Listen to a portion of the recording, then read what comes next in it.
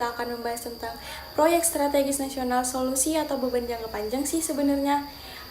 Kalau kita lihat beberapa tahun terakhir, pemerintah cukup gencar membangun jalan tol, bendungan, pelabuhan, bandara, sampai ibu kota Nusantara.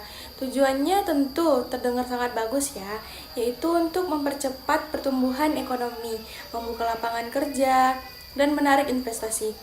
Kalau dilihat dari teori ekonomi makro, memang pembangunan infrastruktur itu penting ketika jalan lebih baik, distribusi barang yang menjadi lebih cepat, biaya logistik turun, dan aktivitas ekonomi bisa meningkat.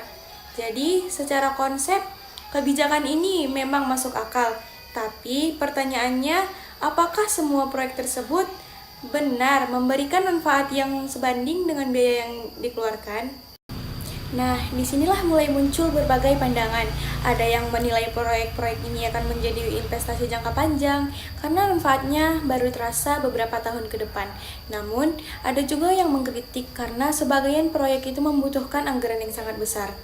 Bahkan, ada yang pembangunannya belum sepenuhnya dimanfaatkan oleh masyarakat.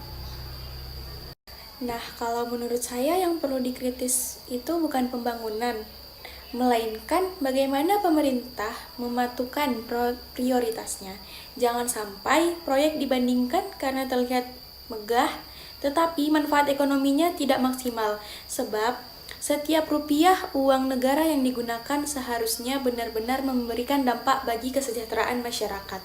Artinya, keberhasilan sebuah proyek strategis nasional tidak cukup diukur dari beberapa kilometer jalan tol yang selesai dibangun, atau beberapa banyak bangunan yang berdiri.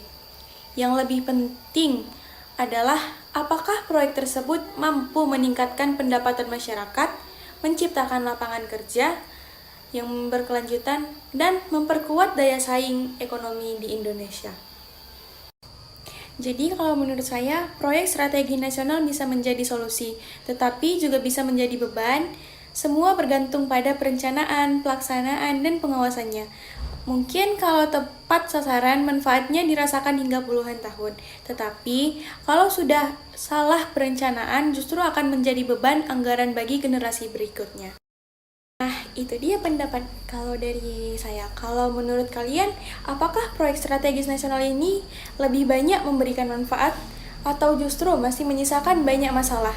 Tulis pendapat kalian di kolom komentar. Jangan lupa like, subscribe, dan sampai jumpa.